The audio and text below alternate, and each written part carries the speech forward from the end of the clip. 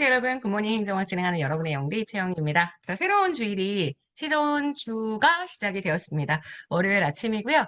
자, 이번 주에는 제가 여러분들과 23년 경찰 간부 문제들을 풀어보려고 할 건데요. 경간부 문제가요, 문제가 좀 괜찮아요. 인사혁신처 문제들을 되게 많이 속아서 출제하는 형태이기 때문에 풀어보기도 굉장히 좋고, 게다가 문제가 40문항입니다. 40문항이니까 우리가 요거 20씩 잘라서 모의고스처럼 보셔도 괜찮거든요. 여러분들이 일단 시간 내에 문제를 풀어간다는 느낌보다는 한 번에 여러 개의 주제를 어떻게 접근해야 될지에 대한 연습을 하면서 정리를 해주셨으면 좋겠고요. 여러분들이 일주 단위로 이거 공부하는 루틴을 좀 지켜드리기 위해서 이번 주는 1번부터 20번까지, 다음 주는 다시 21번부터 40번까지 해설지가 함께 업로드 될 테니까 이번에 풀어주실 때 20문제만 딱 골라서 풀어주시면 될 것 같습니다. 자, 1번부터 가볼게요. 행정과 경영에 대한 설명. 행정, 경영, 퍼블릭 어드미니스트레이션, 비즈니스 어드미니스트레이션 이렇게 딱 두 가지로 구분하시면 되죠. 행정학이 태동하던 시기에는 행정과 경영이 절대 차별적이지 않았습니다. 오히려 유사성을 강조하면서 둘 다 어드미니스트레이션, 관리이다. 그게 공행정과 사행정의 일원론 입장이죠.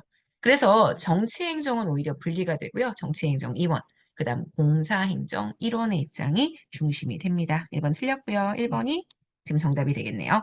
신자유주의의 바탕을 둔 정부개혁을 추진하는 과정에서는 행정을 약간 기업 경영 기법처럼 보이죠. 사용하죠. 그래서 행정에 경영관한 용어가 보편적으로 사용이 되고요. 행정과 경영은 인적, 물적 자원들을 동원하고 활용하는 관리기술 차원에서 유사성을 보입니다. 사실 행정과 경영보다는 행정과 정치가 주로 출제가 되는 주제인데 이번에 경관부는 1번 문제로 행정과 경영에 대한 이야기를 설명을 했고요. 저는 이 문제가 충분히 풀어볼 만한 가치가 있다고 생각을 합니다. 자, 행정과 경영 중에 법적, 정치적 환경 영향을 훨씬 크게 받는 건 행정입니다. 그래서 요거 맞는 선지. 문제의 정답은 1번이에요. 자, 2번입니다. 공익의 실체설. 제가 뭐라고 말씀드렸냐면 사익 플러스 사익을 합니다. 공익의 실체설은 이게 공익의 크기보다 훨씬 작아요. 공익은 이거보다 훨씬 큰 크기예요. 이렇게 해서 우리가 양적인 개념으로 공익을 따지기도 하고, 그래서 보편적으로 추구하는 이득이 있다. 뭐 이런 식으로 표현하기도 하고요. 과익과 사익으로는 절대 설명할 수 있는 무언가 절대적인 가치가 공익에 있다. 그래서 이 두 가지 모두 다 해석이 되어야 합니다. 공익의 실체서는 그래서 사익의 총합, 사익 간의 타협, 집단 간의 상호작용 이렇게 설명하지 않아요. 공직자는 의사를 조정하는 역할, 행정을 중재하는 역할이다. 이거는 공익을 사익 플러스 사익의 개별 합이라고 보는 견해들이 그렇고요. 3번, 공익을 형성하는 대표적인 의사결정 방식으로 수기민주주의, 공론화. 이게 최근에 나오는 민주주의 방식이에요. 근데 아시겠지만 이것도 결과적으로 공익을 약간 사익의 합산 개념으로 설명하는 거거든요. 공익을 형성하는 의사결정 방식이라는 게 결국 사익과 사익을 합하는 거잖아요. 물론 신공공 서비스 이론에서 설명하는 공익은 담론의 결과, 이러면 요거는 실체설에 대한 설명으로 볼 수도 있습니다만 여기서는 그렇게 담론의 결과라기보다는 공익을 형성하는 의사결정 방식이 있고 그거는 구성원들의 합의예요. 열심히 합의하는 수기민주주의, 공론화 이런 것들을 통해서 지금 공익을 잘 달성해야 한다라고 얘기한다면 요거는 현재 지금 보시는 공익의 과정설에 해당하는 거죠. 근데 사실 저는 요거는 약간 세모 느낌이 있다라고 생각은 해요. 아, 문제 출제진이 의도하고자 하는 건 어떤 건지 알겠는데 굳이 수기민주주의나 공론화라는 표현을 써서 최근에 수기민주주의 이거를 실체설로 보는 입장들도 있는데 쉽지만 그런 것들은 일단 무시. 확실히 정답이 4번이거든요. 사익과 구분되는 공익의 존재성을 인정합니다. 근데 그 실체에 대해서는 다양한 견해가 있다고 보죠. 이게 너무나 확실한 정답이기 때문에.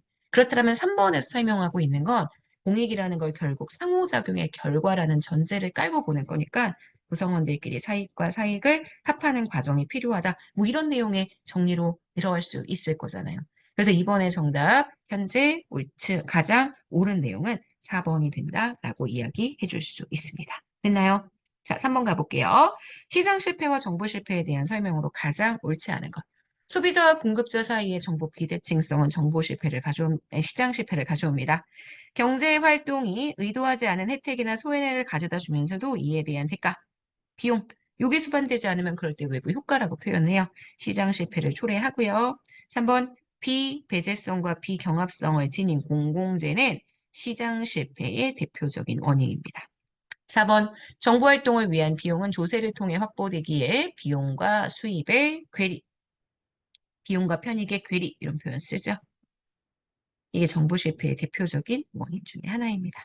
문제의 정답이 되는 틀린 선지는 3번일 거예요. 자, 4번 가볼게요. 행정학 발달 과정에 대한 설명으로 옳은 것 모두 몇 개인가? 윌슨이 1887년에 발표한 행정의 연구, The Study of Administration이라는 논문을 통해서 정치로부터 자유로운 행정 영역을 확립하려고 하는 정치행정 이원론을 주창했습니다. 맞고요. 사이먼은 행정학 연구에서 자연과학 연구 방법 도입할 걸 강조합니다. 사실과 가치를 구분해서 이들 중에 사실만 다루어야 한다라고 주장을 했어요. 그래서 이거 맞고요. 자, 다입니다. 1960년대 신행정학에서는 행정학의 실천적 성격, 적실성을 회복하기 위해서 실중주의에 기반한 관리 지향적 행정, 실중주의에 기반한 관리 지향적 행정학은 오히려 행태주의가 강조했던 내용이고요. 오히려 이 시기 신행정학은 적실성 회복을 위해서 행정학의 현상학적 그런 관점을 도입해서 가치 지향적, 정치적 성격의 행정, 정치행정 이론론의 성격을 가지고 있는 행정학 연구를 강조합니다. 자, 이거 틀렸고요. 사회학적 제도주의는 사회적인 제도가 구성되는 원인들을 설명하면서 어떤 결과의 논리가 아니라 사회적인 구성원들이 이 제도를 얼마나 바람직하게 받아들이느냐, 사회의 맥락 내에 얼마나 적절하게 적용이 되느냐, 바로 적절성의 논리에 따라 변하는 걸로 설명했습니다. 1980년대의 신공공관리론은 작은 정부를 강조하죠. 그래서 규제를 약화시키고요. 복지 정책을 축소할 것, 시장 지향적인 정부로 변화하면서 정부의 역할이 작아지는 작은 정부론을 주창하게 됐다는 거. 이렇게 기억해 주셔야 합니다. 그래서 이거 틀린 선지예요. 자, 문제의 정답은 그래서요. 개수를 고르라고 얘기했으니까 이런 문제 참 유치하지만 어렵습니다. 하나, 둘, 셋. 정답은 3번 되는 거 보실 수 있습니다. 자, 여기까지 해서 우리 이번 주에 경간부 문제로 한번 출발을 해봤습니다. 어떠셨나요?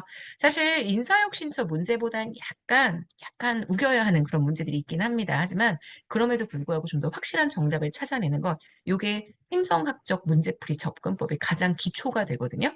그래서 사회과학의 형태를 가지다 보니 완벽한 답이 없을 수 있다는 거, 요것들을 갖다 붙이면 해석이 이렇게 될 수 있다는 거, 네, 충분히 있습니다. 하지만 어쨌든 문제에서 확실한 정답이 있을 거예요. 그걸 잘 독해하고 찾아내는 연습들 계속 해주셔야 합니다.